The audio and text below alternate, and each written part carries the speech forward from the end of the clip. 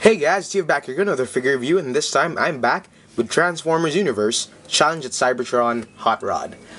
Now, to be frank with you guys, first time I saw this guy on stores, I really didn't like the paint job. But looking into it and having him in hand right now, it's starting to grow on me. Especially because he looks very G1. You know, the whole paint job, the whole blue windshield and everything, it looks like how he did in the cartoon. Even the simplified flame over here with the Autobot symbol, I just find that very G1 accurate and just looks really good. So the paint job is really growing on me, and if you guys are G1 fans, you're definitely gonna love this figure. So far, still rolls very well. Really no mold degradation so far. The paint job again is just very nice. Really very few paint scuff marks. There was one here where the paint actually rubbed off onto the spoiler, which you can actually still see over there. But I did paint over that already, so just have to fix that. Still really good looking. It's exact same mold as what he did in the classics, Shattered Glass, Hankin, whatever other Hot Rod mold ever came out. It's just exact same thing, just a different paint job. He still does have the firing missile thing, and I think this is just my main complaint about this whole figure. This thing. Not the firing, but the missile. Because you can clearly tell, why the heck is it double-toned? I mean, why is it two-toned? It's just, you got a red here and a blue here. I mean, I would have been fine if it was completely blue. I mean, this blue isn't all that bad. Excuse me. But, I would have been also okay if they just left it as a light blue, the transparent plastic. Because that would have looked really good. No, but, what can you do? I think that's only his main downside, but everything else, Hasbro did a very good job at it. So let's get him transformed.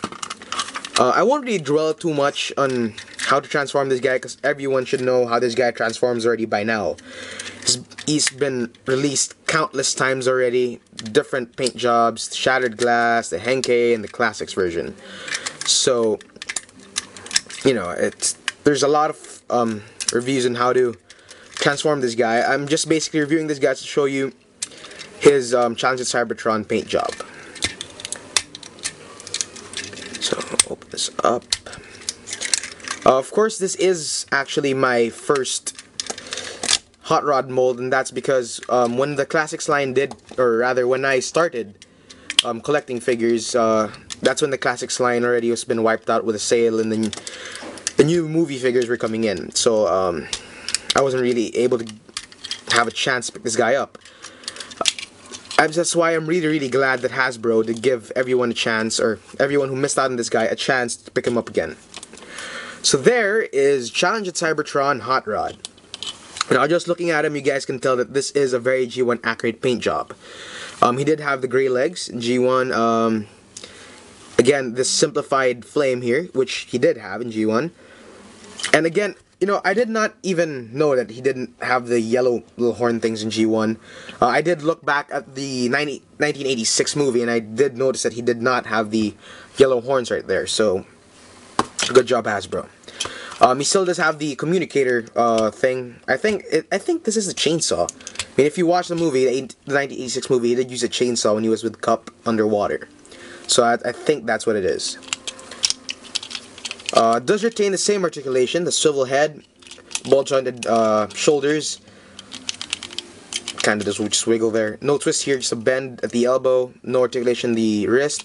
No waist articulation, goes forward and back, in and out. Two joints due to transformation. Swivel right here, bend at the knee.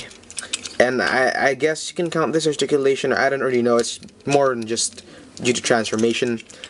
But overall, a great looking figure, especially if you are a G1 fan, you are going to love how this guy looks. Of course, the gun still does peg onto there, and you can tell the gun is gray now. And I've noticed that instead of using black, they replace it with gray. So, I don't know, I'm just going to leave it alone. I'm not going to bother painting over the wheels, make it black. I'm happy with it as is. So again, no mold degradation. All joints are fine. So I think you guys should really check this guy out. I mean, he's not a bad figure. It's exact same figure mold, so it's a really good figure mold. And the paint job, especially if you're a G1 fan, you're gonna love it. So I give this guy 2 thumbs up. Definitely recommend you look into this whole pack, especially because you do get this guy, which I will post a review next on. Cyclonus, a very much G1 accurate one as well. So I think Challenge of Cybertron is the line that gives people a second chance for this guy, especially for the protector armor. And if I'm going to try to get it for Christmas, and if I am able to get it, I'll be sure to do a review on it.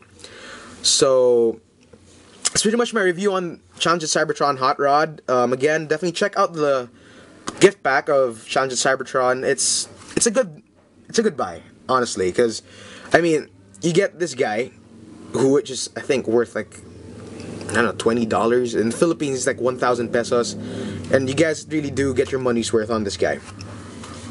So again, 2 thumbs up for me, 10 out of 10, just because I'm biased to this whole figure mold, and Hot Rod is my favorite Transformer. And yeah, that's it. That's pretty much it. Please comment and subscribe, guys. Thanks for watching. Watch out for the review on this guy, and then I'd be reviewing this guy after him.